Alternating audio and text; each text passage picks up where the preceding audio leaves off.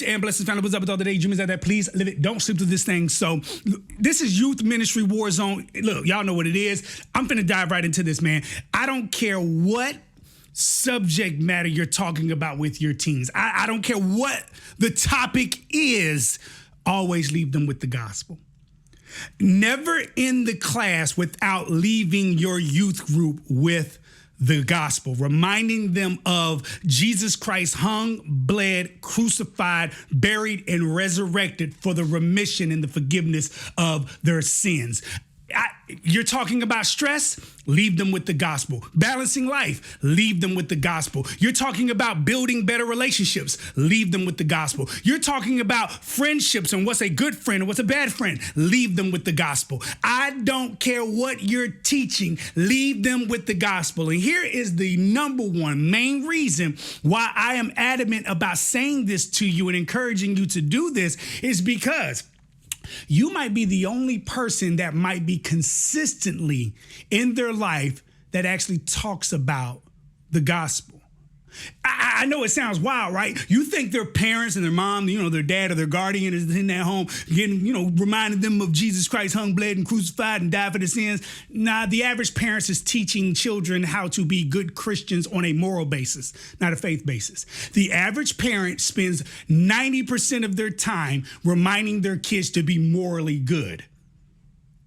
Not enough time teaching them about faith. I'm just being real with you. And the only time they teach them about having faith is when they are going out for a tryout for the football team. They need to pass the test. They're filling out applications to get a job. They're filling out an application to go to college. They're about to take their SATs. That's when they teach them about having faith to receive something from God. But not often parents are teaching their kids about having faith in the bloodshed sacrifice of Jesus Christ. You just might be the only person that's doing that. Now, not only that, there are so many different voices and influencers in their head that are pulling them left, pulling them right. The average Christian that is in their head is teaching them again, and I'm going back to this once again, it's to how to be morally good, not how to have faith in Jesus Christ based upon the gospel. You just might be the only gospel influence on a week-to-week basis. Now, mind you, this is not to say those other individuals aren't bringing them to the forefront of the gospel, sitting them down and explaining to them about the gospel and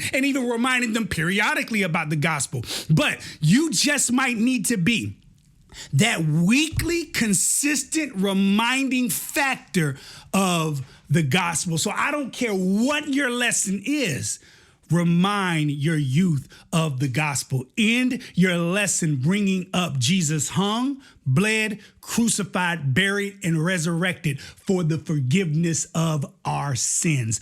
Don't end the lesson. Let me calm down. Don't end your weekly lessons without giving them that opportunity to reflect on the very foundation, what the Bible calls the very cornerstone of our faith, which is Jesus hung, bled, crucified, buried, and resurrected.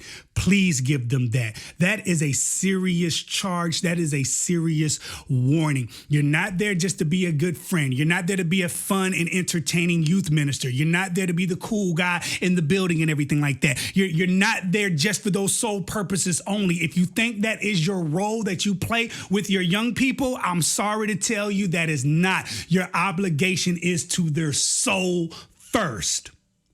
It's to their soul first. Yes, it should be the home's responsibility to lay the foundation of Jesus in their lives. But again, you might be the only gospel influence in their life.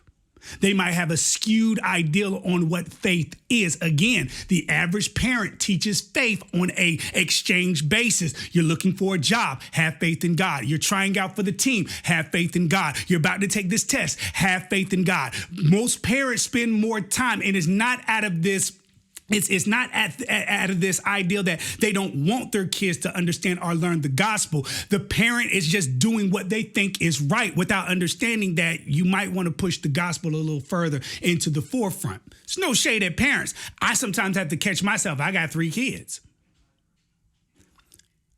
Give them the gospel. Stand on the gospel. You just might be all they got. Much love and respect. This your boy Sleep, man. Y'all be safe out there, man. Hey, peace.